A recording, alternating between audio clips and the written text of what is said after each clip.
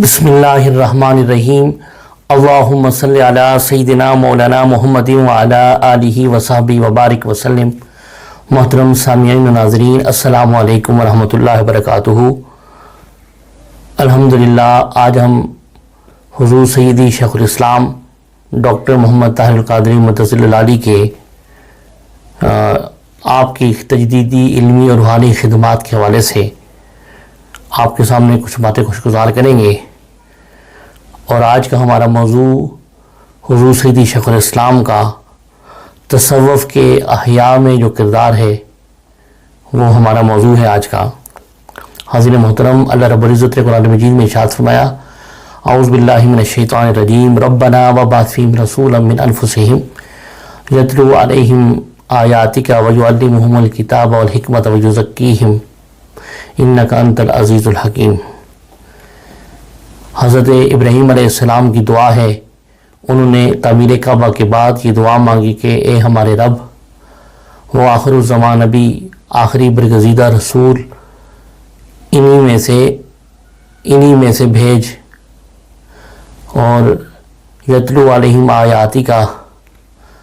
اور جو تیری آیتوں کی تلاوت کرے، ویعلمہم الکتاب اور حکمہ،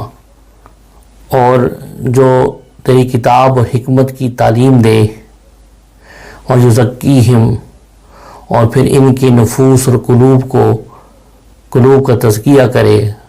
خوب پاک صاف کرے۔ تو حاضرین محترم، اس آیت کے اندر اللہ رب العزت نے تاجدار کائنات صلی اللہ علیہ وآلہ وسلم کے 4 فرائض نبوت بیان فرمائے۔ تو ان میں ایک تزکیہ نفس اور تصفیہ قلب و باطن بھی ہے۔ حاضرین محترم، یہ تزکیہ نفس اور تصفیہ قلب و باطن کا نام ہی تصوف ہے۔ حضور سیدی شیخ الاسلام کی خدمات کے حوالے سے باتیں کو گوشگزار کرنے سے پہلے آپ سے گوشگزار کر دوں کہ کسی بھی شخصیت کو جاننے کے لیے اس کی زندگی کے مختلف گوشوں کا مطالعہ کیا جاتا ہے، اور تاریخ میں جن شخصیات نے بھی نام کمایا ہے انہوں نے ایسا کارنامہ ضرور سر انجام دیا ہے جو صدیوں بعد بھی زندہ رہے گا۔ اور شیخ الاسلام ڈاکٹر محمد طاہر القادری مدثر العالی ایک ایسی ہمہ جہد شخصیت ہیں جنہوں نے ایک یا دو نہیں بلکہ ہر شعبہ زندگی میں اپنی صلاحیتوں کو منوایا۔ جب سیاست میں قدم رکھا تو پارلیمنٹ، ٹی وی چینلز پر اور عوامی سطح پر اپنے بیگانوں سے بھی ایک جملہ سننے کو ملتا ہے کہ اس نظام سیاست کے اندر ڈاکٹر محمد طاہر القادری نے درست کہا تھا۔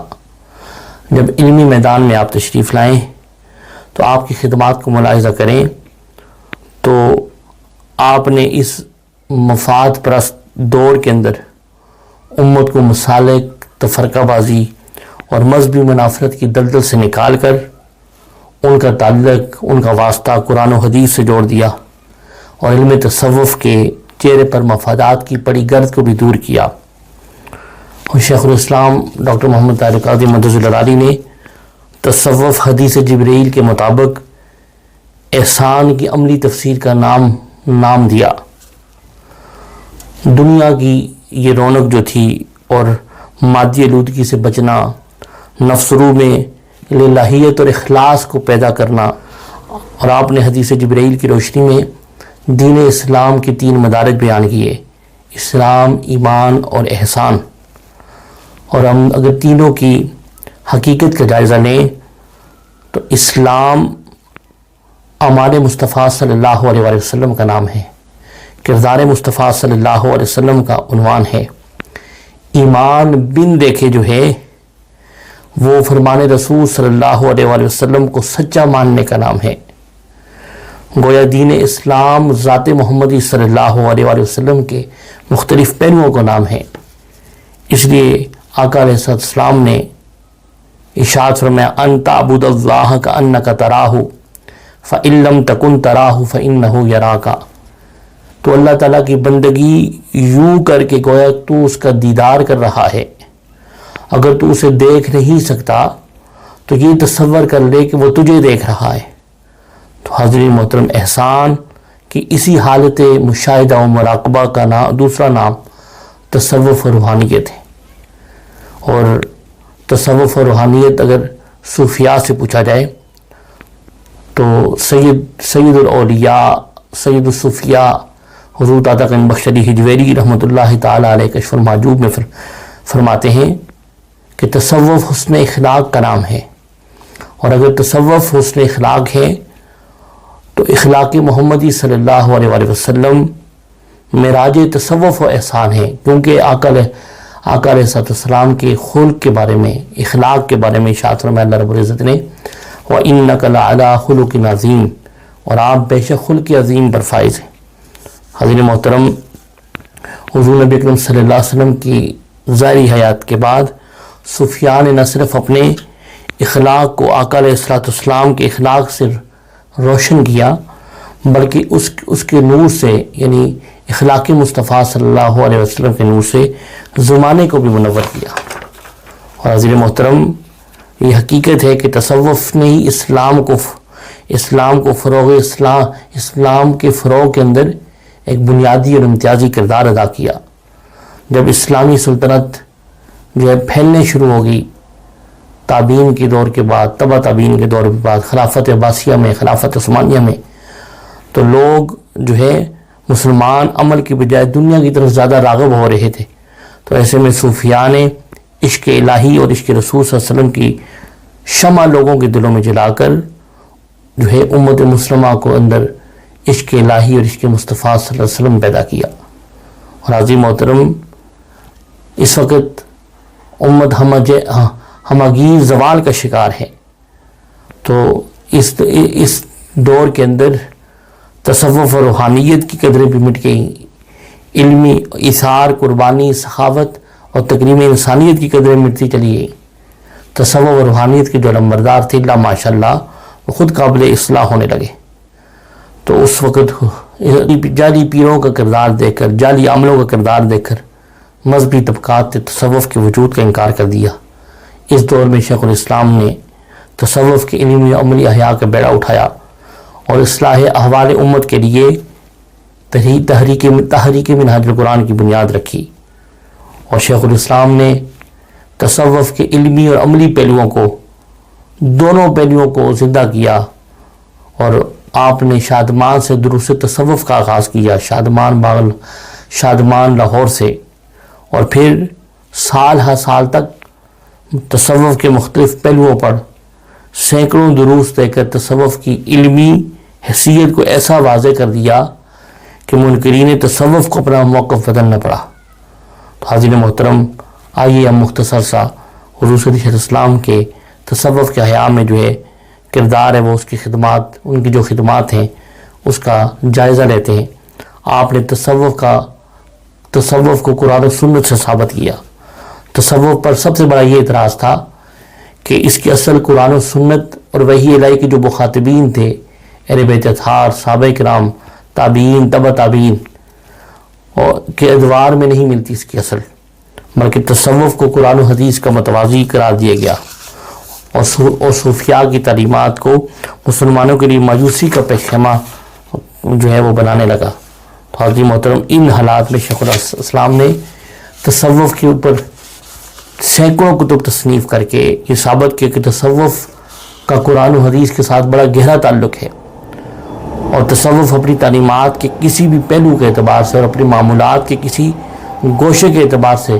شریعت محمدی صلی اللہ علیہ وسلم کی مخالفت جو ہے وہ گوارا نہیں کر سکتا. اور حاضرین، تصوف کا وجود حضور شیخ الاسلام نے ثابت کیا کہ شریعت اسلامیہ کے مطابق ہے، قرآن و حدیث کے مطابق ہے، تعلیمات کتاب و سنت کے مطابق ہے. آپ نے قرون اولیٰ میں لفظ صوفی اور صوفیاء کے وجود کو دلائل و براہین کے ساتھ ثابت کیا. اور حاضرین محترم، پھر تصوف کی اصل قرآن و حدیث کے ساتھ جوڑنے کے لیے ضروری ہوتا ہے کہ ان کی تعلیمات تو قرون اولیٰ ثلاثہ میں ثابت کیا جائے. تو آپ نے، کیونکہ متفق حدیث کے مطابق یہ 3 ادوار جو ہیں خیر القرون کہلاتے، خیر القرون، اگر کوئی چیز خیر القرون سے ثابت ہو جائے تو بالاتفاق اسے شریعت میں معتمد سمجھا جاتا ہے، معتبر سمجھا جاتا ہے، متحقق سمجھا جاتا ہے اور مسلم سمجھا جاتا ہے. اور اس پر امت کا اجماع ہے کہ جو چیز ان اعلیٰ اور افضل زبانوں سے ثابت ہو جائے اس پر اعتراض کی گنجائش نہیں رہتی. تو لہٰذا شیخ الاسلام نے جہاں تعلیمات تصوف کی اصل کتاب و سنت سے ثابت کی، وہاں تصوف کی لغوی اور معنوی جو ہے پہلوؤں پر 300 سے زائد صفحات کی کتاب لکھ کر یہ ثابت کیا کہ تصوف اپنی کسی بھی معنی کے اعتبار سے قرآن و حدیث سے خارج نہیں. تصوف کی روح جو ہے اور اس کی جو روٹس ہیں صحابہ کرام، تابعین اور تبع تابعین کے دوار اور زندگیوں سے ثابت کیے. اور حاضرین محترم، پھر اس کے بعد تصوف اور اتباع شریعت پر آپ نے کام کیا. شیخ الاسلام فرماتے ہیں کہ تصوف اور شریعت میں مطابقت نہ ہونے کا جو بڑا مغالطہ ہے وہ جاہل مدیان تصوف کی وجہ سے، جن کے متعلق علماء، صوفیاء اور اولیاء نے لکھا کہ یہ لوگ اصل صوفیاء نہیں ہیں بلکہ انہوں نے صوفیاء کی جماعت کے ساتھ اپنے آپ کو منسلک کر دیا ہے اور صوفیاء کا لبادہ اوڑھ کر جو ہے وہ اپنے آپ کو صوفیاء کی صفوں میں شامل کرنے لگے. اور ان سے کچھ خوارق کے عادات جو ہے وہ جب سرزد ہوئیں تو لوگوں نے انہیں کرامت سمجھ لیا، کرامت جان کر انہیں صوفی سمجھ لیا، حالانکہ ان کے علم، عمل، سلوک اور حال کا تصوف کے ساتھ کوئی تعلق نہیں. اور حاضرین محترم، پھر آپ نے ان لوگوں کے بارے میں جو یہ کہتے تھے، جو اپنے مریدوں کو کہتے تھے کہ تصوف اور حقیقت میں ایسا مقام آتا ہے کہ جہاں شریعت، کتاب و سنت اور قرآن و حدیث کی پابندی معاذ اللہ نہیں رہتی، ظاہری علوم کی پابندی فقط چھوٹے درجے کے علماء پر ہوتی ہے. تو ایسی فکر کا آپ حضور سیدی شیخ الاسلام نے رد کیا،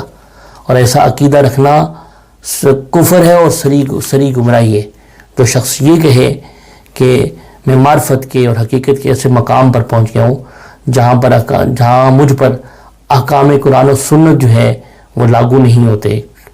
شریعت کے احکام مجھ پر لاگو نہیں ہوتے. حاضرین محترم،